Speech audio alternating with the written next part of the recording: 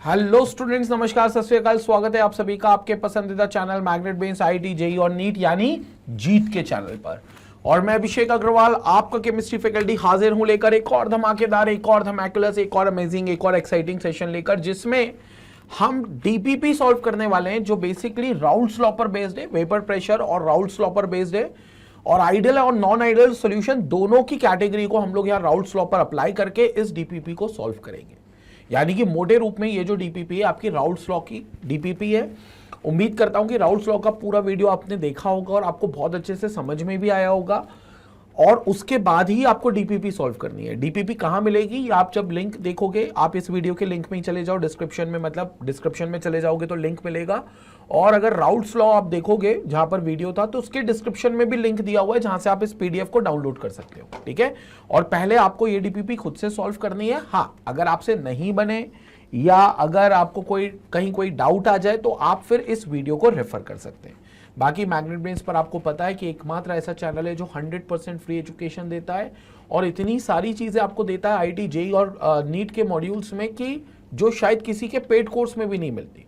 जैसे सबसे पहली चीज ये होती है कि आईआईटी जेईई के मॉड्यूल में हम सिर्फ थ्योरी को पढ़ाकर टॉपिक कंप्लीट नहीं मानते, बल्कि थ्योरी के साथ आपको डीपीपी यानी कि ऐसी जो शीट जो हम सॉल्व कर रहे हैं अभी, वो डेली प्रैक्टिस शीट्स मिलती है, जो वेबसाइट पर भी अवेलेबल है और मैग्नेट ब्रेन्स की यूट्यूब चैनल पर भी आपको डिस्क्रिप्शंस में लिंक के थ्रू मिल जाएगा। इसके अलावा आपको चैप्टर वाइज एमसीक्यूज मिलते हैं, पीवाईक्यूज के वीडियोस मिलते हैं, डाउट सॉल्विंग सेशंस यहाँ पर आपके होते हैं और वीकली टेस्ट पेपर आपको यहाँ पर मिलते हैं। मतलब हर हफ्ते आपका यहाँ पर टेस्ट होता है ऑनलाइन टेस्ट सीरीज के मोड पे, वन शॉट रिविजन्स मिलते हैं। मतलब ये सारा मॉड्यूल आपको यहाँ पर मिलता है जो किसी के पेड कोर्स में भी अवेलेबल नहीं है।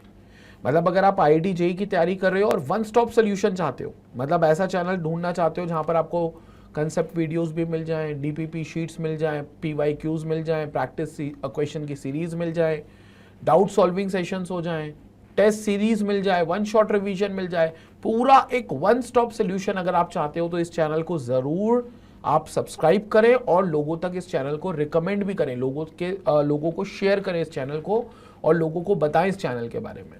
तो ये पूरी चीजें आईआईटी जेईई के कोर्स मॉड्यूल में जो आपको मिलती है। Now let's begin with the thing कि हम लोग स्टार्ट करते हैं अपना डीपीपी को सॉल्व करना, जिसमें हम लोग सबसे पहले यहाँ पर पहला क्वेश्चन देखने वाले हैं।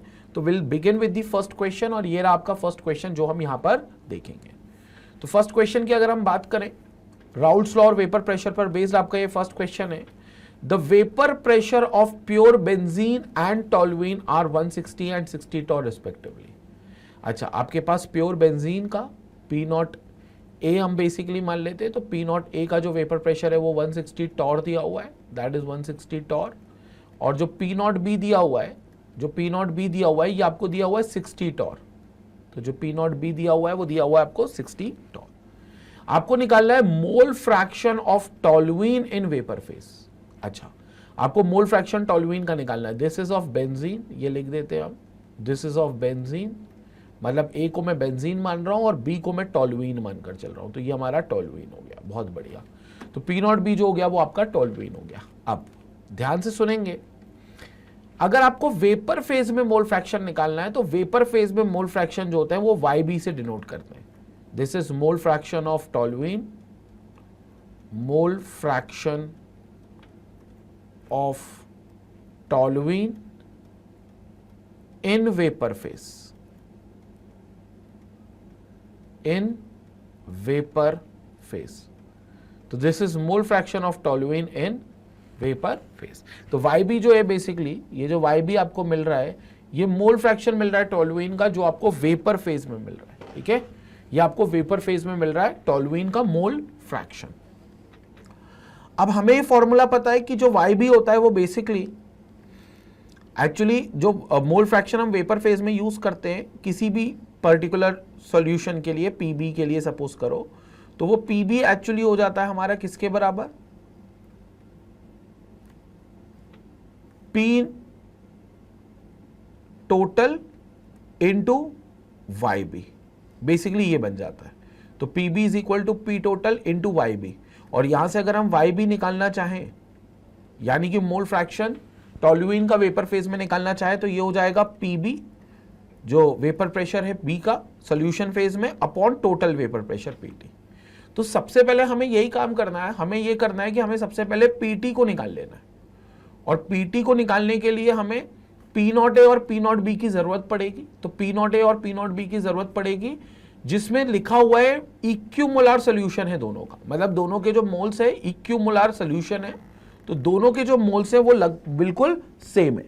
तो दोनों के मोल्स अगर सेम होते तो एक बात कंफर्म है, इक्विमोलर सोल्यूशन में जो मोल फ्रैक्शन होगा वो भी सेम हो जाएगा, क्योंकि इफ सोल्यूशन इज इक्विमोलर, अगर सोल्यूशन आपका इक्विमोलर है यानी कि इक्वल मोल्स कंटेन करता है, if solution is equimolar then mole fraction of A in solution phase will be mole fraction of B in solution phase and they should be equal to 0.5, क्योंकि ultimately chi A plus chi B equal to 1 होता है, तो 1 होता है तो फिर दोनों का आधा आधा होना चाहिए, दोनों इक्वल है, तो ये 0.5 हो गया। तो हम सबसे पहले निकालते हैं P A which is equal to P not A into chi A, जो निकलेगा कैसे 160 into 0.5, so that will give you 80 torr, आधा हो जाएगा इसका।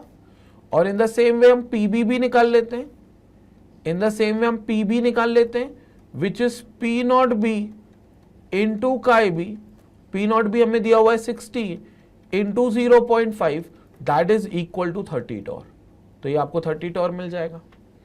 अब यहां पर आपका पी ए निकल गया, यहां पर आपका पीबी निकल गया। अब आप पीटी निकालो, पी टोटल, जो पी ए प्लस पीबी के बराबर होगा, ठीक है। ये राउल्स लॉ के हिसाब से पी ए होता है P not A into chi A का वेपर प्रेशर है pure vapour pressure of A into its mole fraction, और बी का वेपर प्रेशर है PB which is equal to P not B into chi B, और अगर हम दोनों को ऐड कर दें तो टोटल वेपर प्रेशर निकल जाएगा PT which is equal to P A plus PB, और PT equal to P A plus PB, तो यहाँ हो जाएगा 80 प्लस 30, यानी कि ये हो जाएगा कितना 110 टॉर, तो ये आपका 110 टॉर हो गया।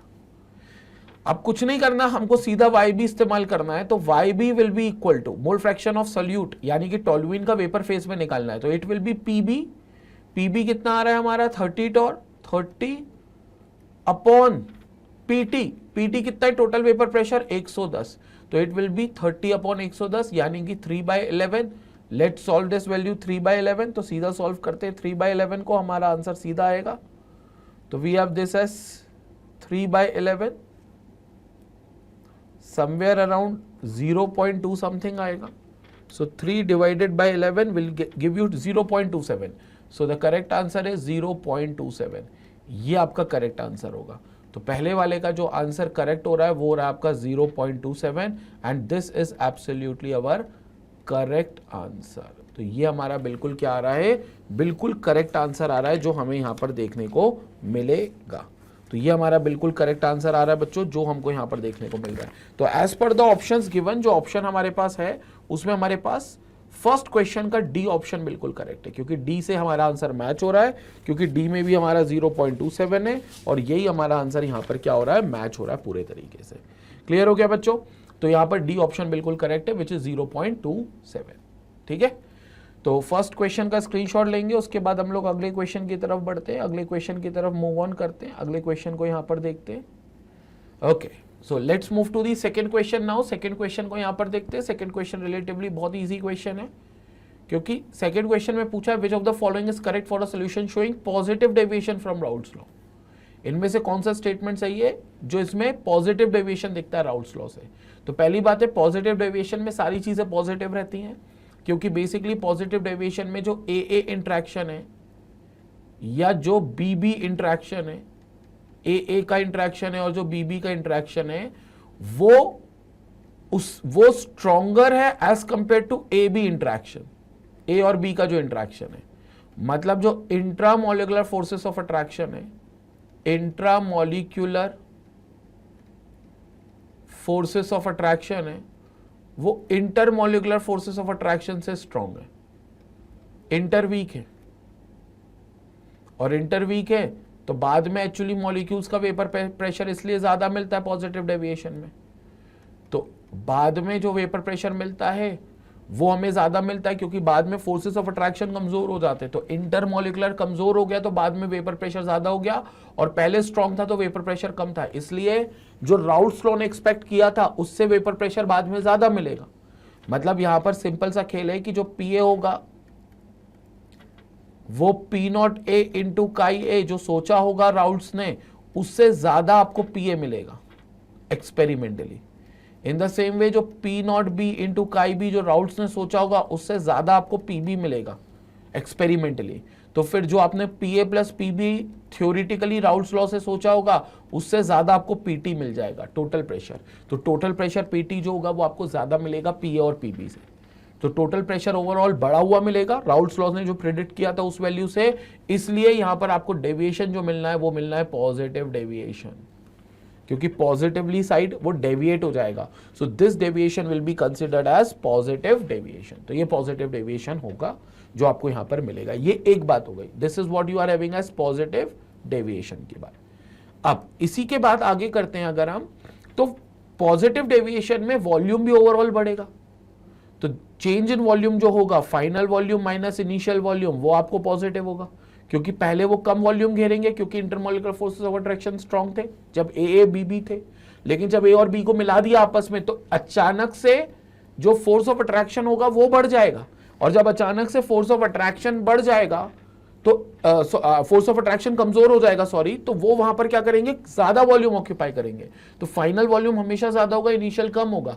तो V F minus V I positive होगा, यानी कि डेल्टा वी आपका सबसे पहले पॉजिटिव होगा, डेल्टा वी आपका पॉजिटिव होगा। सेकेंड चीज, जो हीट आपने देनी है बॉन्ड को तोड़ने के लिए और जो आपको हीट मिलेगी उसमें भी बहुत डिफरेंस रहेगा। बल्कि ये कहना चाहिए आपको जो हीट देनी है वो ज्यादा दोगे ताकि ए और बी को तोड़ सको, because they are strong intermolecular forces, strong intramolecular forces. और जब ए बी जुड़ेगा तो आपको बहुत ज्यादा हीट नहीं मिलेगी। तो इनफैक्ट आपने जो हीट सप्लाइड की है और आपको हीट जो ऑब्टेन्ड हुई है उसमें सप्लाइड जो होगी वो ज्यादा होगी। तो हीट सप्लाइड ज्यादा होगी तो H S minus H O, heat supplied upon minus heat obtained, वो भी आपकी पॉजिटिव वैल्यू होगी। That is also you have having that value as positive. क्यों पॉजिटिव? क्योंकि मतलब आप नेट हीट दे रहे हो, मतलब कहीं ना कहीं जो सोल्यूशन को बनाने की प्रोसेस है वो एंडोथर्मिक होगी। क्योंकि आप हीट दे रहे हो तो सॉल्यूशन को बनाने की जो नेट प्रोसेस है वो net process will be endothermic. So in that case delta we भी पॉजिटिव होगा और एंडोथर्मिक प्रोसेस होगी। तो डेल्टा वी पॉजिटिव और प्रोसेस इज एंडोथर्मिक। तो यहां पर डेल्टा वी भी पॉजिटिव और डेल्टा एच भी पॉजिटिव, और दोनों पॉजिटिव जो है डेल्टा वी पॉजिटिव और डेल्टा एच पॉजिटिव सिर्फ पहले ऑप्शन में है। तो as per the question option A जो होगा वो करेक्ट होगा। तो ऑप्शन ए जो होगा वो करेक्ट आंसर होगा, क्योंकि डेल्टा वी पॉजिटिव डेविएशन में डेल्टा वी और डेल्टा एच दोनों पॉजिटिव होते हैं। और इसको याद रखने का सिंपल तरीका है, पॉजिटिव में डेल्टा वी भी पॉजिटिव, डेल्टा एच भी पॉजिटिव, नेगेटिव डेविएशन में डेल्टा वी भी नेगेटिव और डेल्टा एच भी नेगेटिव, दोनों नेगेटिव हो जाएंगे। ठीक है, तो पॉजिटिव डेविएशन में दोनों पॉजिटिव है, इसलिए सेकंड क्वेश्चन का ऑप्शन है बिल्कुल करेक्ट है। Clear to everyone? तो ये क्वेश्चन भी हमारा बिल्कुल कंप्लीट हो गया, question number 2। Let's move to the question number 3। Question number 3 को यहां पर देखते हैं। क्वेश्चन नंबर 3 क्या कहते हैं? The diagram given below is a vapor pressure composition diagram for a binary solution of A and B. आपका एक वेपर प्रेशर डायग्राम है। ये बेसिकली हमने vapour pressure versus mole fraction diagram बनाया था और ए और बी बाइनरी कंपोनेंट के लिए बनाया था।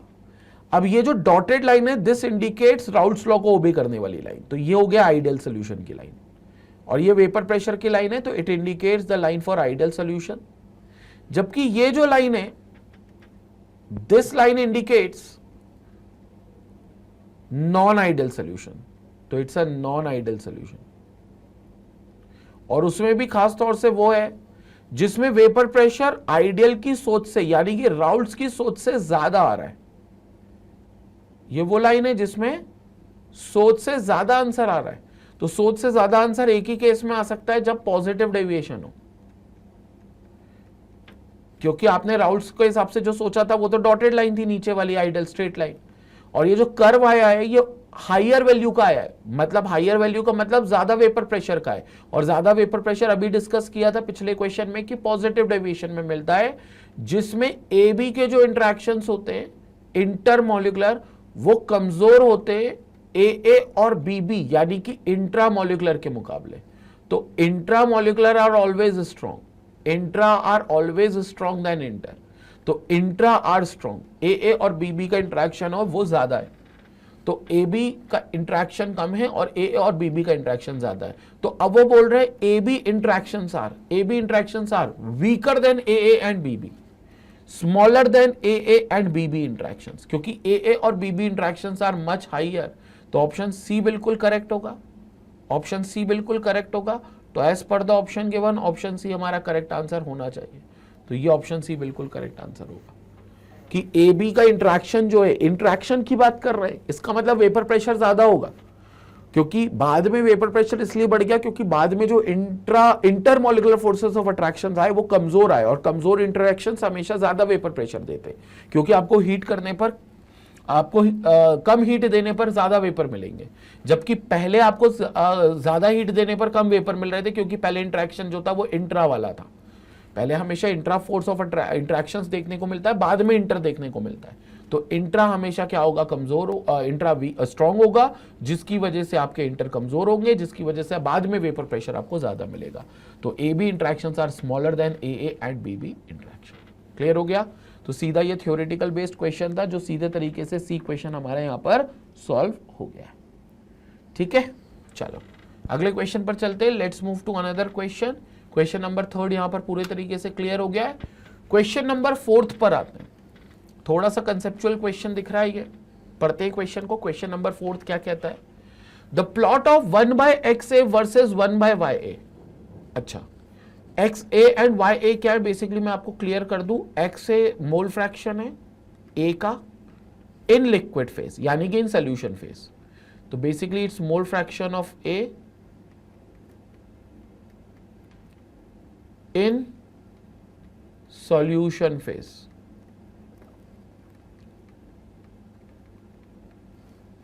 जबकि YA क्या है, बल्कि कहना चाहिए लिक्विड फेज। तो यहां स्पेसिफिकली हमें बोलना चाहिए कौन सा फेज, लिक्विड फेज। जबकि YA क्या है यहां पर, दिस इज लिक्विड फेज। जबकि YA क्या है, it's a mole fraction of A। ये मोल फ्रैक्शन होगा A का इन वेपर फेज। तो बेसिकली ये जो है ये वेपर फेज में है, कौन, YA। तो we have XA chi A which is mole fraction of A in liquid phase and YA mole fraction of A in vapour phase. तो एक बात बिल्कुल याद रखेंगे हम, एक बात बिल्कुल याद रखेंगे, हमें 1/XA और 1/YA का प्लॉट देखना है, where XA and YA are the mole fractions of A in liquid and vapour phases respectively is linear. आपको इसका ग्राफ बड़ा लीनियर मिलेगा, मतलब इसका ग्राफ हमेशा आपको स्ट्रेट लाइन देगा इनके हिसाब से। ठीक है, अब उस स्ट्रेट लाइन में हमें क्या बताना है, whose slope and intercept respectively are given as। मतलब हमें बेसिकली यहां पर स्लोप और इंटरसेप्ट निकालना है कि स्लोप और इंटरसेप्ट यहां पर क्या होंगे। ठीक है, तो हम लोग एक काम करते हैं, सबसे पहले हम लोग निकाल लेते हैं, अगर हम लोग काई ए के टर्म्स में बात करें, अगर हम बहुत सिंपल है काई और वाई ए के टर्म्स में बात करें, तो सबसे पहले हम लोग लिक्विड फेज का टोटल वेपर प्रेशर निकालते हैं। तो लिक्विड फेज में टोटल वेपर प्रेशर होता है एक्चुअली PA प्लस PB के बराबर। ठीक है, और हमें पता है एक्चुअली कि जो PT होगा, PA होगा, वो P0 A इंटू काई ए के बराबर होगा एज पर राउल्ट्स लॉ, और इनफैक्ट जो PB होगा वो बराबर होगा P0 B इंटू काई B के बराबर एज पर राउल्ट्स लॉ।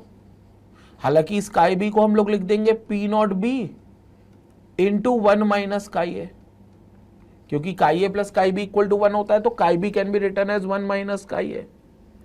ठीक है, क्योंकि काई ए के टर्म्स में ही लिखना है, काई बी का कहीं जिक्र ही नहीं है, हमें काई ए और वाई ए के टर्म्स में लिखना है। तो ये सिर्फ राउल्ट्स लॉ के हिसाब से, this is all as per Raoult's law. तो this is as per Raoult's law. तो अब क्या करते हैं, इस चीज को यहां पर रखते, इनको यहां पर रखते, तो PT आ जाएगा which is equal to P0 A into chi A plus P0 B into 1 minus chi A. ठीक है, यहां पर एक काम करते हैं, काई ए को कॉमन निकाल कर रखेंगे, तो यहां पर P not A into chi A plus P not B minus P not B into chi A. क्या करें, इन दोनों से काई ए कॉमन ले लें, तो P T will be equal to P not A minus P not B, chi A will become common plus P not B. ये अभी सिर्फ हमने टोटल प्रेशर निकाला है इसके टर्म्स में। अब सवाल उठता है भाई टोटल वेपर प्रेशर निकालने की जरूरत क्या थी, क्योंकि जो ए का मोल फ्रैक्शन वेपर फेज वाला है उसके एक्सप्रेशन में कहीं ना कहीं हमें टोटल वेपर प्रेशर मिलेगा। कैसे मिलेगा, ध्यान से सुनेंगे। ए का जो वेपर प्रेशर है पी है, ए का जो वेपर प्रेशर है पी है, वो हम लोग ए के मोल फ्रैक्शन वेपर फेज के टर्म्स में भी लिख सकते हैं, बट उसमें हमें P T into Y A लिखना पड़ेगा। जैसे P A equal to P not A into chi A होता है, वैसे it will become P T into Y A. अब यहां पर हम पी टी का फॉर्मूला यूज कर लेंगे।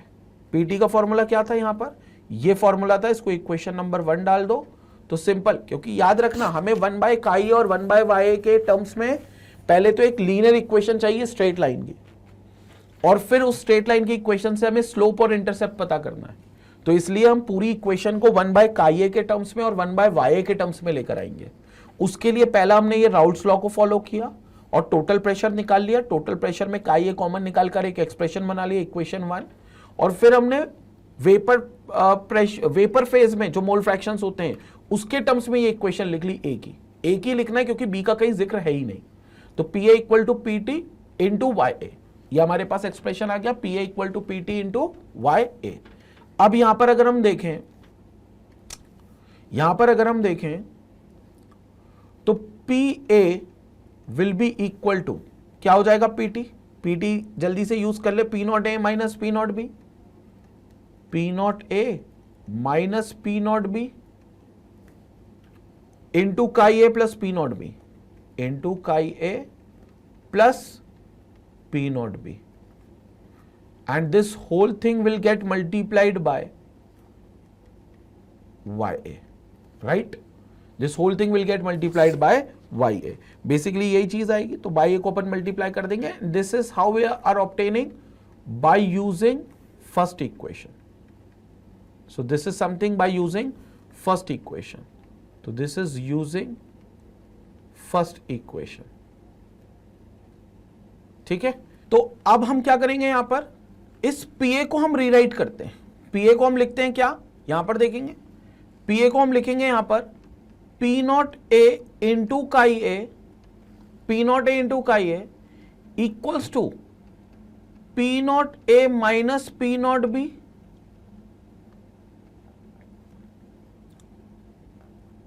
Into chi A plus P naught B whole into Y A, whole into Y A, तो होल इंटू वाई ए। ठीक है, मतलब हमने कुछ नहीं करा, हमने पी ए को लिख दिया as per Raoult's law P not A into chi A. अब क्या करते हैं, इस पूरे एक्सप्रेशन को बड़ा सिंप्लीफाई करते हैं और जो पूरी इक्वेशन है उसको 1 अपॉन काई ए अपॉन 1 अपॉन वाई ए के टर्म्स में लेकर आते हैं। तो सबसे पहले ये करते हैं कि ये जो वाई ए इसको यहां लेकर आते हैं, तो it will become 1 upon Y A, it will become 1 upon YA equals to, यहां पर क्या आ जाएगा, P naught A minus P naught B into chi A into chi A plus P naught B upon P naught A into chi A, right. हमारे पास ये expression आ जाएगा। तो इसको एक काम करते हैं, 1 upon Y A equals to P not A minus P not B, separating the LCM, LCM separate करेंगे, into chi A upon P not A into chi A plus P not B upon P not A into chi A हो जाएगा। Clear हो गया। अब जो cut पिट रहा है उसको काट पीट लेते हैं। यहां पर देखोगे काई ए से काई ए कैंसिल, ठीक है, बस और कुछ कैंसिल नहीं हो रहा होगा मेरे हिसाब से, बिल्कुल ठीक। तो यहां पर ये हो गया 1/YA will be equal to P0A minus P0B upon P0A एक ब्रैकेट में प्लस P0B अपॉन P0A एक ब्रैकेट में अपॉन 1/KA, 1/KA। क्लियर हुआ यहां पर? लेकिन अब तुम इस इक्वेशन को देखोगे तो ये जो इक्वेशन आपके सामने आ रही है ये actually 1/YA equal to something plus something into 1/KA के टर्म्स में आ रही है। मतलब यहां पर एक्चुअली y हो गया 1/YA और x हो गया 1/XA। अब हमें जो इक्वेशन चाहिए वो इसका रिवर्स में चाहिए, यानी कि हम चाहते हैं हमारे पास y एक्सिस जो हो वो 1/KA का हो और जो x एक्सिस पर हो वो हमारा 1/YA का हो। समझ में आ रहा है? क्योंकि जब हम standard equation y equal to mx plus c से कंपेयर करेंगे तो हमें y साइड में क्या होना चाहिए? 1/KA होना चाहिए, हमें 1/KA यहां पर होना चाहिए, बहुत क्लियर होना चाहिए यहां पर, ठीक है? तो 1/KA यहां पर होना चाहिए और जब हम x एक्सिस की बात करें तो हमें 1/YA होना चाहिए। तो ये रिवर्स कंडीशन है यहां पर 1/YA के टर्म्स में। तो पूरा क्वेश्चन, पूरी जो इक्वेशन है ये एक्चुअली हम लोग लेकर जाते हैं किसके टर्म्स में? 1/YA के टर्म्स में। तो क्या करेंगे देखेंगे, यहां पर ये इक्वेशन को सिंप्लीफाई करेंगे तो यहां पर हमारे पास बचेगा ये वाला वैल्यू नेगेटिव हो जाएगा, तो यहां पर बचेगा हमारे पास, ध्यान से देखें, 1/YA माइनस हो जाएगा, this will become minus. Why? Because ये प्लस है पूरा, ये प्लस है पूरा, तो इस साइड जाएगा तो इट विल बिकम माइनस। तो ये हो जाएगा minus of P0A minus P0B upon P0A, ये पूरा माइनस में हो जाएगा। और अगर तुम इसको प्लस करना चाहो तो अंदर की चीजें जो माइनस हो रही है उनको रिप्लेस कर दो। मतलब जैसे P0A माइनस P0B है तो तुम इसको P0B माइनस P0A कर दो, ठीक है? तो ये प्लस हो जाएगा फिर। तो एक काम करते हैं, यहां पर चेंजेस करते हैं, P0A माइनस P0B की जगह हम लोग यहां पर वापस से P0A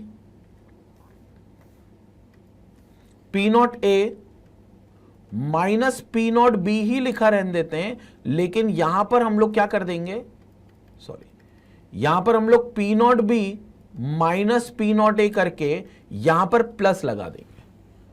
मतलब कायदे में हमने क्या करा है, इस पूरे एक्सप्रेशन को यहां लाए तो ये प्लस से माइनस हो जाएगा यहां पर आकर, लेकिन इसके अंदर जो माइनस हो रहा है उसको अगर रिवर्स कर दिया तो बाहर फिर से प्लस आ जाएगा। तो बाहर वापस यहां प्लस आ गया, इक्वल्स टू यहां पर क्या हो गया, P0B upon P0A into 1/KA, ठीक है? ये चीज आ गई। अब ये चीज को हम ऊपर मल्टीप्लाई कर देते हैं तो यहां से हमारे पास एक्सप्रेशन बचेगा सिर्फ 1/KA इक्वल्स टू, इस पूरी चीज को मल्टीप्लाई करेंगे तो यहां हो जाएगा P0A upon P0B into 1/YA। पहले ये हो जाएगा इंटू 1/YA, इससे मल्टीप्लाई होगा और फिर इससे मल्टीप्लाई होगा तो आपका देखो P0A से P0A कैंसिल, P0B आपका अंदर रह जाएगा तो यहां पर आपके पास बचेगा सिर्फ प्लस P0B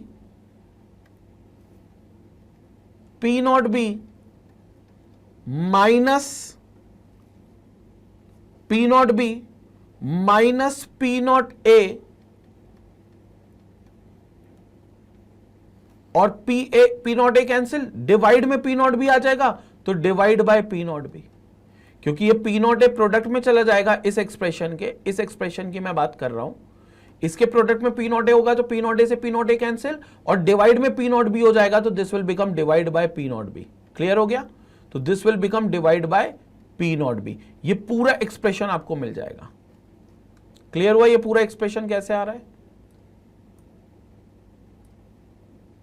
तो this will become P0B minus P0A। ये पूरा एक्सप्रेशन आपको एज इट इज मिल जाएगा, ये पूरा एक्सप्रेशन। क्लियर हो गया? अब आप देखो इस इक्वेशन को, ये इक्वेशन आपकी डिड्यूस हो चुकी है किसमें, y equal to mx plus C में, mx प्लस सी में। अब आप इसको 100% कंपेयर कर सकते हो। तो y आपका 1/x का ये हो जाएगा, 1/x है। m जो हो जाएगा वो x के साथ है, x आपका ये, दिस इज x, तो ये आपका m हो जाएगा क्योंकि ये तो y है, और ये प्लस और ये आपका c हो जाएगा। तो आपको स्लोप पूछा था m will be your P0a upon P0b, m जो हो जाएगा वो आपका P0a अपॉन P0b हो जाएगा, ठीक है। और जो आपसे c इंटरसेप्ट पूछा था, y इंटरसेप्ट, वो हो जाएगा आपका P0b minus P0a upon P0b, ये आपका हो जाएगा c यानी कि y इंटरसेप्ट जो आपसे पूछा है। तो ये आपके एक्चुअली आंसर्स हैं। थोड़ा सा कंसेप्चुअल क्वेश्चन था, बेसिकली एक तरीके से डेरिवेशन था कि हमको एक फॉर्म की इक्वेशन है तो उसको हमको y equal to mx plus c के फॉर्मेट में लाना था, ठीक है। यहां पर समझ में आया मैंने कैसे किया। एक्चुअली इक्वेशन तो y equal to mx plus c में यहां पर ही आ गई थी, लेकिन ये जो इक्वेशन थी actually y equal to mx plus c नहीं था, ये एक्चुअली बन गया था x equals to 1/m y plus 1/c, ठीक है ना। ये जो इक्वेशन बनी थी ये एक्चुअली बनी थी किस फॉर्मेट में, वो फॉर्मेट भी मैं लिख देता हूं जो कि सही नहीं थी। ये इक्वेशन एक्चुअली थी x equals to 1/m y minus c के टर्म्स में, माइनस 1/c के टर्म्स में, या माइनस c के टर्म्स में, एक्चुअली माइनस c के टर्म्स में ये इक्वेशन बनी थी। तो हमको इसको क्या करना था, y equal to mx plus c में लाना था। तो y equal to mx plus c में हमको इसको लेकर आना था। तो हमने क्या करा, फिर 1/y को यहीं रखा, उसके साथ ये वाला जो प्लस था यहां पर उसको उस साइड ले गए तो इट बिकम्स माइनस, ये जो पूरा प्लस था ये माइनस हो गया, लेकिन फिर हमने बाहर प्लस कर दिया क्योंकि अंदर की चीजों को हमने इंटरचेंज कर दिया। तो यहां अंदर की चीजें जो हो गई वो एक्सचेंज हो गई। पहले P0a माइनस P0b था अंदर, अब हमने यहां पर P0b माइनस P0a कर दिया, तो इसका मतलब बाहर वापस से प्लस आ गया। और ये जो P0b अपॉन P0a मल्टीप्लाई हो रहा है उसको हमने उधर मल्टीप्लाई करा, तो पहले तो इसके साथ मल्टीप्लाई करा तो इसके साथ तो वो एज इट इज आ गया P0a अपॉन P0b, और जब इसके साथ मल्टीप्लाई करा तो P0a अपॉन P0b यहां भी मल्टीप्लाई होगा, जिससे P0a और P0a कैंसिल हो जाएगा क्योंकि न्यूमरेटर में आएगा ये P0a, ये वाला उधर जाएगा तो न्यूमरेटर में आएगा, तो वो इसके डिनोमिनेटर से कैंसिल हो जाएगा, और ये जो P0b यहां न्यूमरेटर में है वो इधर जाके डिनोमिनेटर हो जाएगा, तो P0b minus P0a upon P0b हो जाएगा। तो हमारे पास m आ गया P0a अपॉन P0b और c आ गया P0b minus P0a upon P0b। Options पर अगर हम जाएं तो हमको क्लियर दिख रहा है कि स्लोप हमारा P0a अपॉन P0b है, ठीक है ना। तो स्लोप ढूंढो P0a अपॉन P0b, या तो a है या b है, क्योंकि P0b अपॉन P0a तो नहीं है। और दूसरा हमारा इंटरसेप्ट कौन है, P0b minus P0a upon P0b, P0b minus P0a upon P0b, हमें ऑप्शन मिल गया बी ऑप्शन हमारा करेक्ट है। हमारा क्लियर ऑप्शन है बी, क्योंकि बी से पूरा हमारा आंसर जो हो रहा है वो मैच कर रहा है, ठीक है।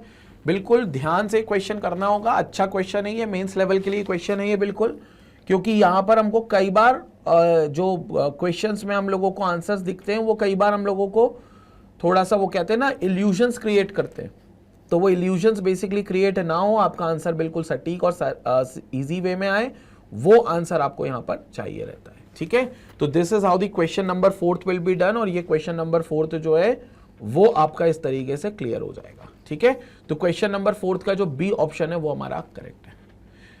पूरा सॉल्यूशन उम्मीद करता हूं समझ में आया होगा, यहां पर पूरे तरीके से यहां क्वेश्चन समझ में आया होगा, आना भी चाहिए क्योंकि सिंपल तरीके से यहां पर आपका ये क्वेश्चन हो गया है, ठीक है। चलो अगले क्वेश्चन की तरफ बढ़े, let's move to another question now. अगले क्वेश्चन की तरफ यहां पर बात करते हैं, तो अगले क्वेश्चन को यहां पर अपन समझते हैं, ठीक है। चलो तो लेट्स मूव अहेड अगले क्वेश्चन की तरफ, which is question number 5।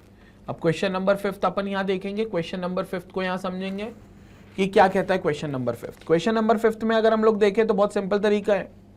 Question 5 में वो बोल रहे हैं the vapour pressure of pure liquid A is 10 torr. आपको वेपर प्रेशर दे दिया एक लिक्विड का विच इज बेसिकली 10 टॉर, तो 10 टॉर आपको प्योर लिक्विड का ए का वेपर प्रेशर दे दिया है, तो कहीं ना कहीं P0a आपको दे दिया है, दिस इज 10 टॉर, 10 टॉर, ठीक है।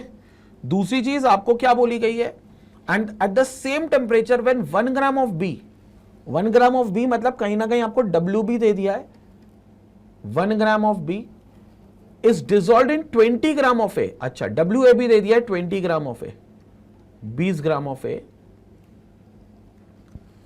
It's vapour pressure is reduce to 9 torr. Vapour pressure में जो कमी आती है वो 9 टॉर की आती है। मतलब आपको पता है ये क्या दे दिया आपको, ये आपको लोअरिंग इन वेपर प्रेशर दे दिया है।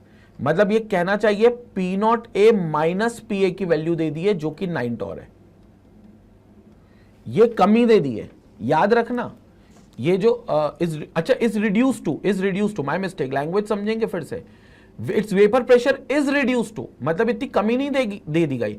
ये वेपर प्रेशर ए का बता दिया गया है कि वो 10 से 9 हो गया है, तो कमी एक्चुअली 1 टॉर की आई है। जो कमी आपको मिलेगी यहां पर वो सिर्फ 1 टॉर की मिलेगी, लेकिन ये आपका जो पीए हो गया है, ये आपका क्या हो गया है, 9 टॉर तक आपको पीए पहुंचा दिया है। जो कमी है वो फिर 1 टॉर की हो गई है, तो जो कमी हो गई वो आपकी कितनी हो गई, 1 टॉर की कमी हो जाएगी यहां पर, ठीक है। तो आपको जो कमी मिलेगी वो आपको मिलेगी 1 टॉर की। बहुत बढ़िया। अब आगे देखते हैं हम लोग यहां पर, if the molecular mass of A is 200 AMU, आपको मॉलिक्यूलर मास ए का भी दे दिया है 200 AMU, 100% आपको बी का मॉलिक्यूलर मास निकालना होगा। Then the molecular mass of B is, बिल्कुल सही, बी का मॉलिक्यूलर मास निकालना है। सीधा क्वेश्चन है relative lowering in vapour pressure पे, कुछ नहीं सोचना, आपको सीधा आरएलवीपी का कंसेप्ट यूज करना है। सीधा आरएलवीपी का कंसेप्ट जब आप लगाओगे तो आपको यहां पर आंसर मिल जाएगा। सीधा जब आप आरएलवीपी का कंसेप्ट लगाओगे तो सीधा आंसर मिल जाएगा। आरएलवीपी का फॉर्मूला लगा दे, relative lowering in vapour pressure as per colligative properties, क्या होता है, P not A minus P A upon P not A equals to chi A, right, equals to chi B, sorry, equals to chi B, यही होता है। अब काई B का थोड़ा सा फंडा देख लो। Chi B is mole fraction of B, chi B basically mole fraction of B है, जो बेसिकली होना चाहिए N B upon N A plus N B के बराबर। लेकिन हमेशा जब हम न्यूमेरिकल सॉल्व करते हैं और जब हम कॉलिगेटिव प्रॉपर्टीज को सॉल्व करते हैं तो हम एक चीज सिंपली मानकर चलते हैं, वो ये है कि हम हमेशा डाइल्यूट सोल्यूशन का केस लेकर चलते हैं। That is for dilute solutions, very dilute solutions you must say, आप एन ए को बहुत बड़ा मानते हो एन बी के सामने, तो आप ये मान लेते हो कि जो N A plus N B करने जाओगे तो अप्रोक्सीमेटली आपको ये आंसर एन ही मिलेगा। तो आप ये चीज वैल्यू मानकर चलोगे कि आपको यहां पर जो आंसर मिलेगा वो लगभग एन ए ही मिलेगा। आपको यही मानकर इसको सॉल्व करना होता है। तो अब आप क्या करोगे, N A plus N B को मानकर करोगे यहां पर, तो आपको सीधा आंसर यहां पर मिलेगा। ध्यान से सुनते चलेंगे, सीधा आंसर आपको यहां पर मिलेगा जो आप मानते हुए चलोगे। वो क्या मानते हुए चलोगे, N A plus N B is approximately equal to N A, ये आप मानते हुए चलोगे। तो यहां पर आपके पास chi B equals to N B upon N A हो जाएगा, राइट। मतलब मोल फ्रैक्शन जो है वो N B upon N A हो जाएगा। फर्दर एन बी को क्या लिख सकते हो, W B upon M B, W B upon M B. और एन ए को क्या लिख सकते हो, W B upon M A, molecular mass, लेकिन it will become M A by W A, क्योंकि 1 बाय एन ए है रेसिप्रोकल में, तो उसका भी रेसिप्रोकल होगा, तो M A by W A. ये फॉर्मूला आपको यहां रखना है। तो यहां पर क्या हो जाएगा, ध्यान से देखेंगे। So this formula will become, बहुत सिंपल हो गया, it will become P not A minus P A upon P A equals to W B into M A upon M B into W A. सारा data दिया हुआ है, सिर्फ M B unknown होगा, अपन को एम बी निकाल लेना है, सीधा एम बी निकाल लेना है। मैं एम बी का फॉर्मूला बना दूं, M B will be equal to क्या हो जाएगा, देखेंगे यहां पर, W B into M A into P A upon, ये नीचे आएगा तो this will become P not A minus P A, ये टर्म जो है ये नीचे आ गई डिनोमिनेटर में, इंटू डब्ल्यू ए, तो this will become into W ए। तो एम बी का फॉर्मूला कितना हो जाएगा, डब्ल्यू बी कितना दिया हुआ है 1 ग्राम, तो 1 इंटू एम ए कितना दिया हुआ है हमारे पास, एम ए, तो एम ए कितना दिया हुआ है 200, तो it will become 200 into P A is 9 upon P not A minus P not a is 10 और पी ए इज 9, तो 10 minus 9, this is lowering, into W ए कितना दिया है 20। सॉल्व कर लें इसको तो सीधा हमें यहां पर क्या मिल जाएगा, M B will be equal to 200 into 9 upon 10 minus 9 is 1 into 20, तो यहां पर अपॉन 20 हो गया। क्या करेंगे, ये 1 टाइम्स और ये 10 times, MB equal to 10 into 9, that is equal to 90 AMU. So it will become 90 AMU. So the correct answer is coming out to be 90 AMU, जो आपको यहां पर मिलेगा 90 AMU, ये आपको मिलेगा। Correct answer will be 90 AMU, जो आपको यहां पर मिलेगा। ये क्लियर टू एवरीवन? कैसे ये क्वेश्चन हुआ? तो बहुत सिंपल क्वेश्चन था, सीधा हमें सीधा RLVP का फॉर्मूला लगाना था। बस ये डाइल्यूट सोल्यूशन के लिए जो हम कैच होता है वो ये कैच था जिसको हमें यहां पर देखना था। तो सिर्फ ये कैच हमें पूरा करना था और यहां पर हमारा कंप्लीट आंसर मिल जाता है। तो this is what we are getting as the complete answer, जो हमें यहां पर फाइनली मिलेगा।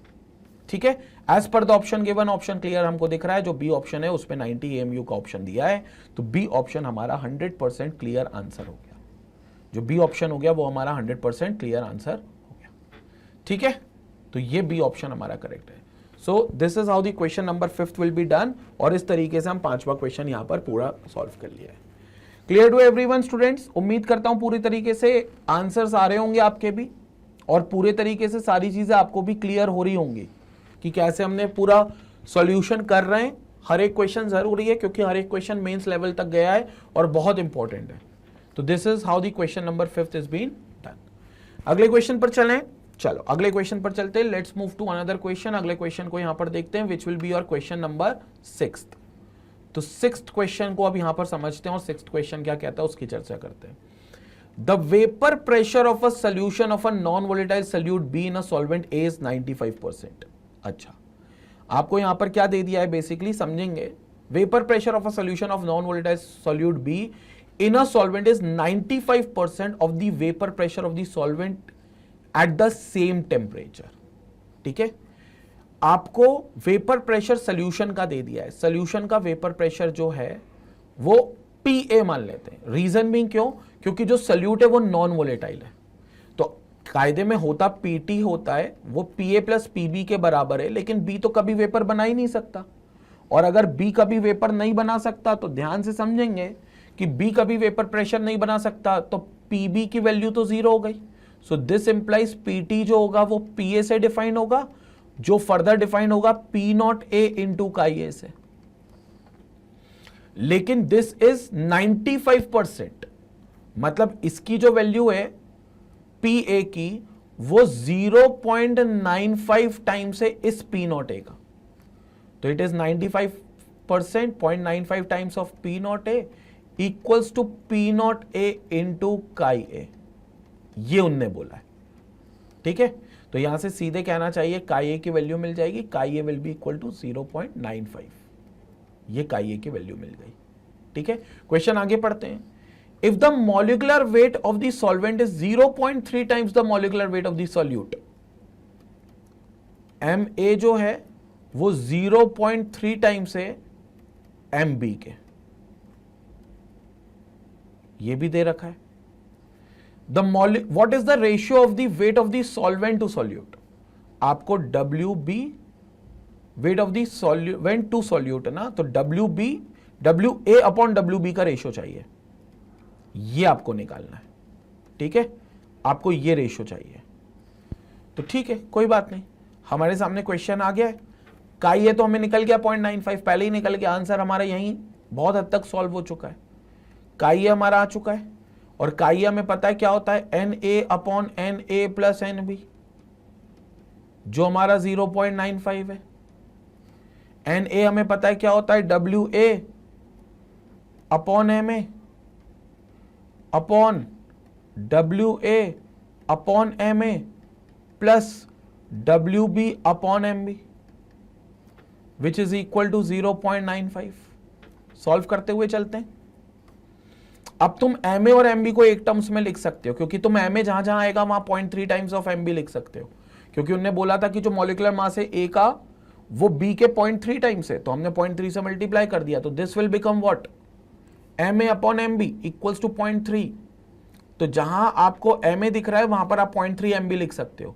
तो ये बन जाएगा WA upon 0.3 MB upon WA upon 0.3 MB plus WB upon MB equals to 0.95। ठीक है, चलो अब 0.3 MB और MB का एलसीएम ले लेंगे हम लोग, ठीक है ना। यहां पर भी एलसीएम ले लेंगे तो यहां पर हो जाएगा एक्चुअली WA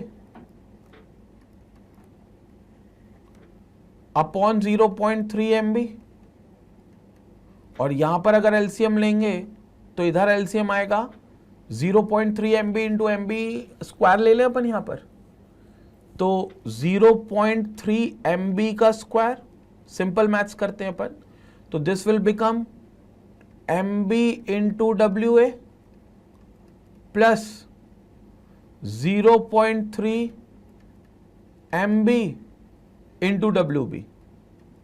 ठीक है, 0.3 MB से 0.3 MB कैंसिल, ठीक है, सिर्फ आपके पास एक MB बचा, और वो MB भी इससे कैंसिल, तो WA प्लस 0.3 WB बचा। मतलब अब कुल मिलाकर हमारे पास जो सिंप्लीफाई एक्सप्रेशन बचा है वो बचा है WA बाय 1 डिवाइडेड बाय, यहां से MB भी कट गया तो WA plus 0.3 WB, WA plus 0.3 WB आपको यहां पर बचा है। तो this implies divided by 1, so this implies WA into 1 upon WA plus 0.3 WB which is equal to 0.95। मतलब अगर इसको हम सॉल्व करते हुए चलें तो ये सब 0.95 के इक्वल आ रहा है। मैं नेक्स्ट स्लाइड ले लेता हूं ताकि आपको कंफ्यूजन ना हो। यहां पर जो मैंने किया है उसको अगर अपन नेक्स्ट स्लाइड पे ले लेते हैं। यहां तक क्लियर है एलसीएम तक? उम्मीद करते हैं एलसीएम तक किसी को डाउट नहीं होना चाहिए। तो यहां तक एलसीएम तक क्लियर है। इन केस अगर यहां से भी क्लियर नहीं है तो मैं ये वाला पार्ट भी नेक्स्ट स्लाइड पे ले जाता हूं, ठीक है ना। जैसे मैंने एलसीएम लिया उसको यहां पर समझेंगे। तो फाइनल एक्सप्रेशन अपना यहां है, ठीक है। यहां से मैं नेक्स्ट स्लाइड पे चला जाता हूं। अब 0.3 MB और MB का एलसीएम क्या होगा? बेसिकली 0.3 MB, ठीक है ना। तो हम यहां 0.3 MB ले लेते हैं। ध्यान से सुनेंगे, फिर से ध्यान से सुनेंगे। तो we have this as WA divided by, क्या था पीछे? 0.3 MB, ठीक है। तो 0.3 MB होल डिवाइडेड बाय, यहां पर एलसीएम आ गया 0.3 MB, 0.3 MB, और यहां बचेगा क्या? WA प्लस 0.3 WB, ठीक है। ये बचेगा इक्वल टू 0.95। क्या करें अब? यहां से कैंसिल जो हो रहा है कर दो। 0.3 MB से 0.3 MB कैंसिल। आपके पास क्या बचा? WA upon WA plus 0.3 WB equals to 0.95। एक काम करो, रेसिप्रोकल ले लो। तो रेसिप्रोकल लोगे तो WA plus 0.3 WB upon WA equals to 1 upon 0.95, ठीक है। अब एलसीएम स्प्लिट कर देंगे, तो डिनोमिनेटर स्प्लिट करें तो WA by WA is 1 plus 0.3 WB upon WA equals to 1 upon 0.95। तो this will become 0.3 WB upon WA equals to 1 upon 0.95 minus 1। तो 0.3 WB अपॉन WA, इसको सॉल्व कर लेते हैं तो we get this as 1 minus 0.95 upon 0.95। What is 1 minus 0.95? 0.05। तो this will become 0.05 upon 0.95। अगर हम इसको सॉल्व करें तो इट विल बी 5/95, और 5/95 इज 1/19। तो 0.3 WB upon WA is equal to 1/19। इसको सॉल्व करोगे तो 1/19। तो WB upon WA is equal to 1 upon 19 into 0.3, ठीक है। तो 1/19 इंटू 0.3 यहां पर हम सॉल्व कर लेते हैं। तो विल सॉल्व दिस। क्या आएगा हमारे पास? तो 1 डिवाइडेड बाय, पहले 19 इंटू 0.3 कर लेते हैं, 19 इंटू 0.3 5.7, और अगर हम इसको 1 को डिवाइड करें इस वैल्यू से तो 5.7 0.17, तो you will get this as 0.17। तो यहां पर हमारे पास WB बाई WA जो आ गया है वो WB बाई WA पूछा था हमसे, नहीं WA बाई WB पूछा था, ठीक है। तो WB बाई WA 0.17। अब यहां से बच्चों हम लोग क्या करेंगे, रेसिप्रोकल ले लेंगे। तो इसका जब रेसिप्रोकल लेंगे तो ये हो जाएगा WA by WB which is equal to 1 divided by 0.17, और WA बाई WB क्या आ जाएगा 1 divided by 0.17। So we have 1 divided by 0.17, so approximately 5.7। तो आपके पास 5.7 इसका आंसर आएगा। ऑप्शन एक बार चेक कर लेते हैं, बिल्कुल है। तो करेक्ट ऑप्शन जो आएगा वो WA by WB equals to 5.7 जो होगा वो हमारा बिल्कुल करेक्ट आंसर आएगा। So will get this answer as 5.7। ये हमारा पूरा सटीक आंसर है और बिल्कुल सही आंसर है जो हमें यहां पर मिल रहा है, विच इज 5.7। अप्रोक्सीमेटली 6 भी कह सकते हो, but this is what we are getting the correct answer. ठीक है, तो मैं आंसर को यहां पर मार्क कर देता हूं, ये हमारा करेक्ट आंसर है 5.7। ऑप्शन देख लेते हैं, बी ऑप्शन बिल्कुल करेक्ट है। ये बी ऑप्शन हमको दिख रहा है 5.7, ठीक है। तो ये बी ऑप्शन हमारा बिल्कुल करेक्ट आंसर हो गया 5.7। अच्छा क्वेश्चन था, कंसेप्चुअल था। हालांकि इसी तरीके के क्वेश्चंस जो होते हैं, लॉजिकल क्वेश्चंस आप एक्सपेक्ट करें जेई मेंस में, क्योंकि इसी तरीके के क्वेश्चंस जो होते हैं वो जेई मेंस के आपके बहुत इंपॉर्टेंट और ट्रेंडिंग क्वेश्चंस बनते हैं। ठीक है, तो यहां पर अपन ने ये पूरा फंडा लगा लिया था। ये जब पूरा फंडा अपन ने यहां पर लगाया था तभी अपना क्वेश्चन यहां पर समझ में आ गया था कैसे सॉल्व होना है। बस फिर क्वेश्चन को अपन को एलसीएम लेकर सॉल्व करना था, ठीक है ना। तो मैंने कई बार रेसिप्रोकल लिया, कई बार एलसीएम लिया, जो आपको सुविधा लगे। ये तो आपकी बेसिक मैथ्स है भैया, 6th 7th 8th क्लास की मैथ्स है। वही मैथमेटिक्स का आपको यूज करके, एलसीएम वगैरह का यूज करके आपको ये सॉल्व करना था। फाइनली WA बाई WB आ गया। यहां पर एक्चुअली ये जो आया था वो WB बाई WA आया था, वो नहीं चाहिए था हमें, WA बाई WB का रेशो चाहिए था, क्योंकि क्लियरली पूछ रहा था ratio of solvent to solute. Solvent पहले आता है, सॉल्वेंट को A से डिनोट करते हैं तो वो WA बाई WB हो जाता है। ये हो गया हमारा क्वेश्चन नंबर 6 पूरे तरीके से सॉल्व, ठीक है। So we are done with the question number 6। अगले क्वेश्चन पर चलते हैं भाई। ये हमारा क्वेश्चन नंबर 6 पूरे तरीके से सॉल्व हो गया है, ठीक है। चलो अब क्वेश्चन नंबर 7 पर चलते हैं। तो let's move to the question number 7। Question number 7 को यहां पर देखते हैं। क्वेश्चन नंबर 7 को ध्यान से सुनेंगे, अच्छा क्वेश्चन है ये भी। क्वेश्चन नंबर 7 ये कह रहा है, mixture of volatile components A and B as total vapour pressure in torr P equal to this much. अच्छा, PT की वैल्यू आपको दे दी है विच इज 254 माइनस 119 काई A, ठीक है। Where chi is mole fraction of A in mixture, ठीक है, काई A मोल फ्रैक्शन ही होगा। Hence P0 A and P0 B are in torr. आपको P0 A और P0 B बताना है जो कि टॉर में होगा। तो एक काम करते हैं, हम लोग सिंपल रखते हैं राउल्ट्स लॉ को। राउल्ट्स लॉ वैसे कहता क्या था कि जो PT होना चाहिए वो PA प्लस PB के बराबर होना चाहिए, ठीक है। राउल्ट्स लॉ ने यह भी कहा था कि जो PT होगा वो PA यानी कि P0 A into chi A और PB यानी कि P0 B इंटू काई B के बराबर हो सकता है। और उन्होंने यह भी कहा था कि सर जो काई B है उसको आप 1 माइनस काई A लिख सकते हो, क्योंकि पूरा जो ऊपर इक्वेशन है उसमें सिर्फ काई A बैठा हुआ है।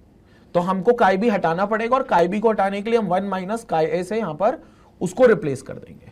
तो ये 1 माइनस काई A हो गया, बढ़िया बात है। ये हो गया P0 B, बढ़िया बात है। प्लस हो गया ये P0 A into chi A होगा, दिस शुड बी ऑलरेडी काई A, यहां गलत है, काई B नहीं होना चाहिए था, ठीक है। तो ये काई A होगा, तो this will be chi A। तो now this will become what, P0 A into chi A equals to PT, ठीक है। सॉल्व करते हैं तो PT will be equal to, क्या करेंगे, P0 A ब्रैकेट खोलते हैं, chi A plus P0 B minus P0 B into chi A, ठीक है। तो PT will be equal to P0 B, अब काई A कॉमन ले लें, तो काई A कॉमन लेंगे और माइनस को अगर हम बाहर लिखें तो माइनस को अगर हम बाहर लिखे तो ये P not A minus P not B आ रहा था, अभी हो जाएगा P not B minus P not A, और काई ए को बाहर लिख लेते हैं, ठीक है। तो P T equal to P not B minus P not B minus P not A into chi. अब आप जब माइनस खोलोगे तो minus P not B into chi आ जाएगा और plus P not A into chi हो जाएगा। तो ये एक्सप्रेशन जो है बिल्कुल सही है, इसमें कोई डाउट नहीं है। अब इस एक्सप्रेशन को आप कंपेयर करो जो इक्वेशन क्वेश्चन में दी थी, क्योंकि मैंने उसी के टर्म्स में लिख लिया, मतलब उसी स्टैंडर्ड फॉर्म में लिख लिया है जो मेरे को यहां दिया गया था। देखो यहां पीटी है, यहां भी पीटी है, यहां 254 है, यहां पी नॉट बी है। तो इससे क्लियर हो गया कि जो पी नॉट बी है वो 254 आ रहा है, वो 254 आ रहा है। तो पी नॉट बी 254 आ रहा है, ये तो क्लियर हो गया। और यहां पर क्लियर हो गया कि काई ए यहां पर भी है, काई ए यहां पर भी है। तो फिर 119 जो है वो P not B minus P not A आ रहा है। तो एक चीज तो कंफर्म हो गई कि पी नॉट बी 254 है, और पी नॉट बी 254 किसमें है, इन दो ऑप्शन में। तो बी और सी में से कोई एक ऑप्शन करेक्ट है, ठीक है ना। और दूसरी बात यह भी करेक्ट हो गई कि जो P not B minus P not a है वो 119 के इक्वल आ रहा है कंपेयर करने पर। इन दोनों को मैं कंपेयर कर रहा हूं, got this point. So comparing these two equations, this is on comparing two equations. तो we are comparing these equations. Clear हो गया। तो we are comparing, कंपेयर करने पर हमको ये चीज मिल रही है, ये चीज मिल रही है कंपेयर करने पर, ठीक है। तो यहां से हम एक काम करते हैं, पी नॉट ए निकाल लेते हैं, क्योंकि यहां पर हो गया 254 minus P not A equals to 119। तो यहां से हो जाएगा 254, 119 इधर आएगा तो माइनस 119, और पी नॉट ए उधर जाएगा तो प्लस पी नॉट ए। तो P not A will be equal to 254 minus 119। अब 119 में 254 माइनस होंगे तो 119 से 200 तक जाने के लिए हमें चलना पड़ेगा 81। 81 में 54 और 81 में 4 और 85, 95, 105, 115, 125, 135। तो यहां पर आपका 135 आएगा पी नॉट ए। तो this will give you P not A equals to 135। तो यहां पर हमारे पास क्लियर आंसर आ गया that P not A will be equal to 135 and P not B is equal to 254। अब आपसे पूछा था पी नॉट ए और पी नॉट बी क्या है, तो 135 एंड 254 is the answer as per the option given. Option C जो होगा वो बिल्कुल करेक्ट आंसर होगा इसका। तो will get this as option C absolutely correct answer. ये ऑप्शन सी 135 और 254 देना है, ठीक है। वैसे भी क्लियर हो चुका था पहले ही ऑप्शन में पी नॉट बी से ही कि ऑप्शन या तो बी होगा या सी होगा, क्योंकि ए और डी तो हमने पहले ही ओमिट कर दिए थे। तो बी और सी में से ही एक आंसर होना चाहिए था, और आंसर सी है, क्योंकि पी नॉट ए 135 आ रहा है, 119 नहीं आ रहा। कई बच्चे यहां से पी नॉट ए 119 सोचेंगे, 119 नहीं आएगा, 135 आएगा भाई। तो 135 जब आएगा तब हमारा आंसर आएगा सी, 135 और 254। तो ये हमारा करेक्ट आंसर होगा, ठीक है। So this is what we are getting as the correct answer, और ये हमारा फाइनल आंसर हो गया, ठीक है। तो क्वेश्चन नंबर 7 भी हमारा कंप्लीट हो गया बच्चों। सी पार्ट इसका बिल्कुल करेक्ट आंसर है। Will move to the another question. अगले क्वेश्चन पर चलते हैं और अगले क्वेश्चन को यहां से देखते हैं। तो will move to the 8th question now. 8वें क्वेश्चन पर चलते हैं, 8वें क्वेश्चन को यहां पर सॉल्व करते हैं। 8वें क्वेश्चन को अगर हम देखें तो क्वेश्चन क्या कहता है, ध्यान से सुनेंगे। The vapour pressure of pure liquid solvent is 0.50 atm। अच्छा, पी नॉट ए मानकर चलो, आपको पी नॉट ए, आपने लिक्विड सॉल्वेंट को ए बोला है, तो पी नॉट ए आपका जो यहां पर होगा वो होगा 0.50 atm। 0.50 atm, बढ़िया। When a non-volatile solute B is added to solvent, its vapor pressure drops to 0.30। आपके पास नॉन वोलेटाइल सल्यूट है, मतलब आपने पीए जो कर दिया वो अब 0.30 कर दिया। जहां मैं मानकर चल रहा हूं पीए जो है वो टोटल वेपर प्रेशर है, क्योंकि टोटल वेपर प्रेशर वैसे पीए प्लस पीबी होना चाहिए, लेकिन जब उन्होंने नॉन वोलेटाइल बोल दिया सल्यूट को, बी को, तो पीबी की वैल्यू तो 0 हो गई। अब अगर पीबी की वैल्यू 0 हो गई तो दिस इंप्लाइज पीटी जो होगा वो सिर्फ पीए पे डिफाइंड होगा, और पीए उन्होंने बोल दिया 0.30 है, तो पीए जो है वो 0.30 आ गया। बढ़िया बात है। दस mole fraction of the component B is, आपको मोल फ्रैक्शन कंपोनेंट बी के बताने हैं। कहानी बड़ी सिंपल है। हमें पता है राउट्स के हिसाब से P A equal to P not A, Raoult's colligative property relative lowering in vapour pressure के हिसाब से डायरेक्ट लिख लेते हैं, according to R L V P, according to relative lowering in vapour pressure हमें पता है कि जो पी नॉट ए है माइनस पी ए है अपॉन जो पी नॉट ए है वो हमेशा काई बी के बराबर होता है। सीधा फॉर्मूला बेस्ड क्वेश्चन है क्योंकि हमें कुछ नहीं करना, हमें सीधा काई बी की वैल्यू चाहिए जो कि मोल फ्रैक्शन ऑफ बी होता है। हमें इसमें सीधा काई बी की वैल्यू चाहिए जो सीधा मोल फ्रैक्शन ऑफ बी होता है। तो P not A 0.50 minus P A 0.30 upon P not A 0.50, यही आंसर आएगा काई बी का। तो 0.50 minus 0.30 is 0.20 upon 0.50 is equal to chi B. तो chi B basically equal to हो गया 2/5 के, और 2/5 हमें पता है इट्स 0.4, तो इट्स ऑलवेज 0.4, ठीक है ना। तो ये 0.4 आएगा, ठीक है, as per the option given. First decimal तक अगर हम जाएं तो we have the answer as C option correct. तो इसका जो ऑप्शन करेक्ट होगा that will be C option, जो बिल्कुल करेक्ट होगा। क्लियर हो गया? So this will give you C option, जो बिल्कुल करेक्ट आंसर आपको यहां पर मिलेगा, ठीक है। सो सी ऑप्शन यहां पर हमारा करेक्ट आंसर आ गया, ओके। तो बिल्कुल सिंपल तरीके से हमें यहां पर क्वेश्चन को समझना है, सिंपल तरीके से हमें यहां क्वेश्चन को समझना है और हमारे को आंसर लेना है, ठीक है।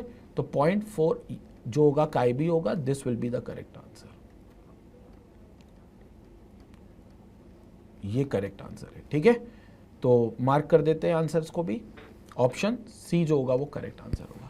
इधर कुछ नहीं करना था, सिंपल सी बात थी कि भैया PT equal to P A plus PB होता है। पीबी है जब उसने नॉन वोलेटाइल बोल दिया तो इट मीन्स कि यहाँ पर जब नॉन वोलेटाइल सॉल्यूट बोल दिया है तो इसका मतलब वहां पर बी का कभी भी कोई वेपर प्रेशर नहीं बनेगा, ना प्योर फॉर्म में ना सोल्यूशन फेज में। बी का कभी कोई वेपर प्रेशर नहीं बनेगा, ना तो प्योर फॉर्म में ना ही सोल्यूशन फेज में। लेकिन जो ए होगा उसका वेपर प्रेशर जो बनेगा सॉल्यूशन फेज में, वही सॉल्यूशन का टोटल वेपर प्रेशर भी होगा। तो इसलिए PT equal to P A मान लिया, और PT equal to P A जैसे ही हमने माना वैसे ही हमने कह दिया कि भाई P R L V P के हिसाब से P not A minus P ए जो कि लोअरिंग इन वेपर प्रेशर होता है, उसको अगर हम डिवाइड करें पी नॉट ए जो कि relative lowering in vapour pressure होता है, वो काई बी के बराबर होगा। और mole fraction of the component B निकालना था, तो हमारा mole fraction of the component B सीधा निकल गया, ठीक है। और 0.50 minus 0.30 is 0.2 upon 0.5, 0.2 upon 0.5 is 2/5, 2/5 is always 0.4। तो काई बी का सीधा आंसर आ गया 0.4। ये आंसर हमें क्लियर हो गया। Everybody got this? बहुत शानदार। लेट्स मूव अहेड, अगले क्वेश्चन पर चलते हैं। सेकेंड लास्ट क्वेश्चन हम लेकर आते हैं, which is basically question number 9। अब 9th क्वेश्चन को यहां पर देखते हैं कैसे होगा। 9th क्वेश्चन में कहा है 18 ग्राम ग्लूकोज जो है C6H12O6 जिसका फॉर्मूला होता है, is added to 178.2 gram of water. अच्छा, आपको यहां पर वेट ऑफ ग्लूकोज दे दिया है जो 18 ग्राम है, आपको वेट ऑफ वाटर भी दे दिया है जो 178.2 ग्राम यूज किया गया है। The vapour pressure of water for this aqueous solution at 100 degree Celsius is. आपको वेपर प्रेशर पानी का निकालना है इस सोल्यूशन में। आपको पता है प्योर वेपर प्रेशर पानी का कितना होता है? पी नॉट है। टॉर में अगर हम बात करें तो इट विल बी 760 टॉर। ये बात याद रखना, ये कभी दी नहीं जाएगी, लेकिन आपको बाय डिफॉल्ट, जैसे पानी का बॉइलिंग पॉइंट पता है ना 373 केल्विन है, कभी दिया नहीं जाता, लेकिन मान ले वो हमें पता है कि वही लेना है। पानी का फ्रीजिंग पॉइंट हमें पता है कितना होता है 273 केल्विन, कभी दिया नहीं जाएगा लेकिन ये लेना है 273। वैसे ही पानी का जो वेपर प्रेशर है प्योर स्टेट में, जब वो प्योर वाटर है तब उसका जो वेपर प्रेशर है वो 760 टॉर हमें लेना है। That will be 760 torr pure state में। ये कभी दिया नहीं जाएगा लेकिन लेकर चलना है। अब वो ये बोल रहे हैं कि ये ड्रॉप हुआ है। क्यों ड्रॉप हुआ है? क्योंकि 18 ग्राम ग्लूकोज मिलाया है। तो ये पानी का जो वेपर प्रेशर ड्रॉप हुआ है वो कितना पर पहुंच गया है वो हमें पता करना है। मतलब कायदे में हमें पीए की वैल्यू निकालनी है, सिंपल, क्योंकि ये ड्रॉप हुआ है। टेम्परेचर दिया है 100 डिग्री सेल्सियस, 100 डिग्री सेल्सियस पर ये पूरा कारनामा करना है, ठीक है। तो कहानी बड़ी सिंपल है। कहानी क्या है कि we have P A is equal to P not A into chi A. हमारे पास ये कहानी है, ठीक है। हमारे पास डब्ल्यू बी दिया हुआ है 18 ग्राम, हमारे पास डब्ल्यू ए 178.2 ग्राम, हमारे पास मॉलिक्यूलर मास है ग्लूकोज का क्योंकि C6H12O6 है, तो वी हैव दिस एज 180। 180 कैसे आएगा, C6H12O6 आप कर लो, कार्बन का 12 6 बार कर लो 72 मिलेगा, हाइड्रोजन का 1 है लेकिन 12 बार करना पड़ेगा क्योंकि 12 एटम है तो 12 मिलेगा, ऑक्सीजन का 16 है लेकिन 6 ऑक्सीजन है तो 16 इंटू 6 96 करना पड़ेगा एंड दैट मेक्स इट 180। तो यहां पर आपके पास टोटल मास जो आ जाएगा वो 180 आ जाएगा। तो ये MB 180 और मॉलिक्यूलर मास ऑफ सॉल्वेंट जो वाटर है वो तो सब जानते हैं वो 18 है। अब भैया यहां से PA की वैल्यू निकालनी है, P नॉट ए इंटू काई अपने पास है तो PA will be equal to 760 P naught A into chi A को क्या लिख सकते हो, Na upon Na plus NB। तो PA will be equal to 760 into Na को क्या लिख सकते हो, WA upon MA divided by WA upon MA plus WB upon MB। Moles के फॉर्मूले को खोलकर लिख दिया, which is nothing but given mass upon molar mass. Moles का फॉर्मूला होता है given mass upon molar mass, तो सिंपल हमने वो फॉर्मूला खोलकर लिख दिया। तो this will become PA equal to 760 into given mass of A 178.2 divided by 18 upon 178.2 divided by 18 plus WB कितना दिया हुआ है, मॉलिक्यूलर WB 18 और इसका मॉलिक्यूलर मास 180, तो ये 18 बाय 180। लेट्स सॉल्व दिस, इसको यहां पर हम सॉल्व करते हैं। इसको यहां पर हम सॉल्व करते हैं, इसको पूरे को यहां पर हम सॉल्व करते हैं। तो जब हम इसको सॉल्व करेंगे यहां पर तो देखेंगे we have PA equals to 760 into, सीधा सिंपल फ्रैक्शंस यूज करते हैं, 178.2 डिवाइडेड बाय 18 मैं पहले ही कर लेता हूं। तो वी हैव 178.2 डिवाइडेड बाय 18 मैंने कर लिया है, 9.9 आया अपॉन ये भी 9.9 होगा प्लस ये होगा 0.1। पूछो क्यों 0.1 होगा, क्योंकि 18 वनजा और 18 टेंजा 1/10, तो ये हो गया 0.1। तो आपका डिनोमिनेटर तो बड़ा आसान हो गया यहां पर, क्योंकि डिनोमिनेटर में आपका 10 हो जाएगा इंटू 9.9 डिवाइडेड बाय 10, एक जीरो से एक जीरो कैंसिल, 76 इंटू 9.9 करना है, फाइनली आंसर आ जाएगा। तो 76 इंटू 9.9 752.4 तो हमारा फाइनली PA आ गया 752.4 टॉर में ही निकालेंगे, ये हमारा कंप्लीट जो होगा ये हमारा कंप्लीट आंसर आ गया। So this is what we are getting as complete answer which is PA equal to 752.4 torr. ये हमारा PA आएगा 752.4 टॉर, ये आंसर आ जाएगा। क्लियर हो गया 752.4 टॉर कैसे आया। तो this is what we are having as PA and as per the option given A option जो होगा वो करेक्ट आंसर होगा। ये A ऑप्शन हमारा करेक्ट आंसर है, ठीक है।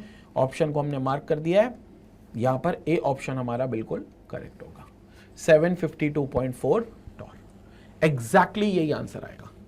तो ये क्वेश्चन तो खैर रिलेटिवली बहुत सिंपल था, 18 ग्राम ग्लूकोज ऐड किया गया इतने उतने वाटर में। Question was relatively very easy, very very easy. तो यहाँ पर कोई भी रॉकेट साइंस नहीं है, सिंपल तरीके से यहाँ से जो क्वेश्चन हमको दिया था हमने क्वेश्चन उठाया और हमने इसको सॉल्व कर लिया। क्लियर हो गया सबको question number 9th। I hope everybody got this. Let's move ahead, अगले क्वेश्चन पर चलते हैं। अगले क्वेश्चन को यहाँ पर देखते हैं which will be the last question. तो लास्ट क्वेश्चन पर चलते हैं भैया। लास्ट क्वेश्चन बिल्कुल आपके सामने है जो इस DPP का सबसे आखिरी क्वेश्चन है। तो इस क्वेश्चन को अब हम सॉल्व करते हैं, ठीक है। चलो क्वेश्चन क्या कह रहा है, ध्यान से सुनेंगे। The correct option for the value of vapour pressure of a solution at 45 degree Celsius with benzene to octane in molar ratio 3:2 is. आपके पास जो बेंजीन और ऑक्टेन का जो मोलार रेशियो है वो 3:2 है। अच्छी बात है, मोलार रेशियो समझना मेरी इस बात को, 3:2 का मोलार रेशियो है, ठीक है। आपको वेपर प्रेशर निकालना है सोल्यूशन का जिसमें बेंजीन और मिला हुआ है ऑक्टेन के अंदर, या कह लो ऑक्टेन मिला है बेंजीन के अंदर, क्योंकि ऑक्टेन के मोल्स कम है तो octane will be considered as solute. तो ऑक्टेन मिला है बेंजीन के अंदर। आपको कुछ डेटा और दिया हुआ है, 45 डिग्री सेल्सियस पर वेपर प्रेशर बेंजीन का 280 mmHg है, ठीक है, and that of octane is 420 mmHg है, ये प्योर स्टेट में, प्योर स्टेट में। तो मतलब आपके पास बेंजीन का जो प्योर फॉर्म है, प्योर बेंजीन हम क्या लेते हैं, वो कितना वेपर प्रेशर है, 280 mmHg, 280 mmHg। और जो वेपर प्रेशर हमें है, किसका वेपर प्रेशर हमारे पास, सिर्फ ऑक्टेन का। तो ऑक्टेन का जो वेपर प्रेशर है वो कितना है हमारे पास, ऑक्टेन का वो वेपर प्रेशर हमें 420 mmHg दिया, तो it will be 420 mm of Hg, 420 mmHg। तो हमें यहां पर दोनों का प्योर स्टेट में वेपर प्रेशर जो है वो दे रखा है, ठीक है ना, बेंजीन का 280 mmHg और ऑक्टेन का 420 mmHg। अब क्या करना है हमको, आगे हमें यह करना है कि हमें इनका टोटल वेपर प्रेशर निकालना है। अब टोटल के लिए समस्या यह है कि हमें बेंजीन का वेपर प्रेशर चाहिए सॉल्यूशन में और ऑक्टेन का भी वेपर प्रेशर चाहिए सॉल्यूशन में, ठीक है, पार्शियल वेपर प्रेशर चाहिए। और वो कैसे निकलेंगे, pure vapour pressure into mole fraction plus इसका प्योर वेपर प्रेशर ऑक्टेन का इनटू इसका मोल फ्रैक्शन ऑक्टेन का। और मोल फ्रैक्शन के नाम पर हमको सिर्फ रेशो दिया गया है, सिर्फ रेशो दिया गया है मोल्स का, विच इज 3:2। मतलब यहां पर हमारे पास मोल का रेशो है एन ऑफ बेंजीन, मैं तो बेंजीन लिख देता हूं, B upon N of O का ratio is coming out to be 3/2। इसका मतलब ये हो गया कि अगर हमें काई भी निकालना है तो it will be NB upon NA plus NB, जो होगा 3/2 + 3, क्योंकि इसका जो रेशो आएगा उसके ऐड कर देंगे तो 2 + 3 हो जाएगा, तो इट विल बिकम 2 + 3 यानी कि 3/5। और अगर हमें ऑक्टेन का निकालना है मोल फ्रैक्शन, तो ऑक्टेन का इस हिसाब से हो जाएगा 2/5। समझ में आया, क्योंकि रेशियो इज 3:2 ना, तो 3 + 2 कर लेंगे तो you will get this as 5, 3 + 2 कर लेंगे तो you will get this as 5 total moles. तो फिर बेंजीन का हो जाएगा 3/5 और ऑक्टेन का हो जाएगा 2/5। समझ में आया, 3/5 और 2/5 समझ में आया, बस यहां पर अप्लाई कर दो तो टोटल प्रेशर सीधा निकलेगा PT = P0 भी दिया हुआ है बेंजीन का 280 इंटू बेंजीन का कितना निकला था 3/5 प्लस ऑक्टेन का प्रेशर कितना था 420 और ऑक्टेन का मोल फ्रैक्शन कितना निकला था 2/5। सॉल्व कर लेते हैं, सीधा PT आएगा, वही हमारा आंसर है। तो ये हो जाएगा 14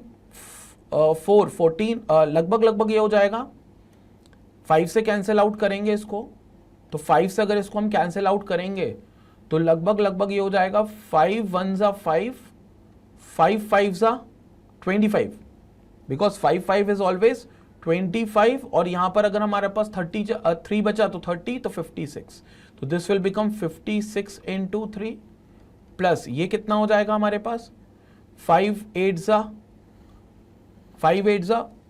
कितना होता है 40, और यहां पर 40 के बाद 20 बचेगा तो 84, तो 84 हो जाएगा, तो 84 × 2, तो दिस विल बिकम 84 × 2।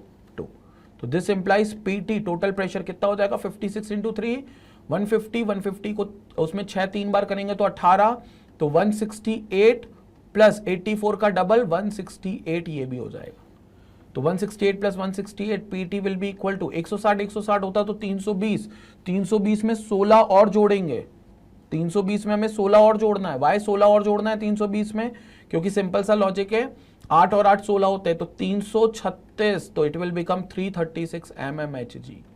mmHg में आएगा क्योंकि ये जो प्रेशर्स थे वो mmHg में ही थे, तो फिर टोटल प्रेशर में भी सेम यूनिट आएगी, क्योंकि हमने यूनिट कन्वर्जन कुछ अप्लाई नहीं किया था।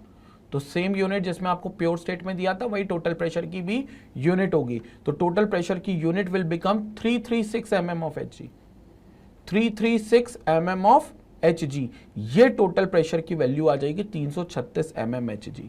क्लियर हो गया। So as per the question 336 mm Hg हमारा करेक्ट आंसर है, ये बिल्कुल करेक्ट आंसर है। और जो ऑप्शन में हमें दे रखा है वो भी हमें दे रखा है ऑप्शन डी, तो ऑप्शन डी जो होगा वो बिल्कुल करेक्ट आंसर होगा 336 mm Hg।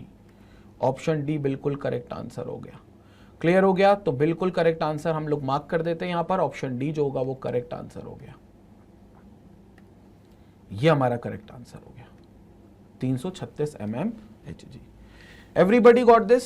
उम्मीद करते हैं सारी चीजें सबको कंसेप्ट क्लियर हुआ होगा, सबको डिटेल में समझ में आया होगा। ये बहुत ही सिंपल क्वेश्चन था, ये बहुत इजी क्वेश्चन था, लेकिन जो हमने कुछ क्वेश्चंस बीच में करे 4-5 क्वेश्चंस, वो अच्छे क्वेश्चंस थे, वो मेंस लेवल पर क्वेश्चन थे। ये क्वेश्चन एक्चुअली जो है नीट के पेपर में आया है, I don't know the year, but NEET के पेपर में आया है, क्योंकि डायरेक्ट फॉर्मूला बेस्ड क्वेश्चन है, और फॉर्मूला बेस्ड क्वेश्चंस जो होते हैं वो नीट के बड़े फेवरेट क्वेश्चंस, हॉट क्वेश्चंस होते हैं। लेकिन जो कंसेप्चुअल क्वेश्चंस होते हैं वो थोड़ा सा आईआईटी जेईई के लिए बन जाते हैं, तो आईआईटी जेईई में आपको थोड़े से कंसेप्चुअल क्वेश्चंस मिलते हैं। क्लियर हो गया? So this was the question number 10 जो हमने यहां पर किया है। Clear student? Everybody got this? बहुत शानदार।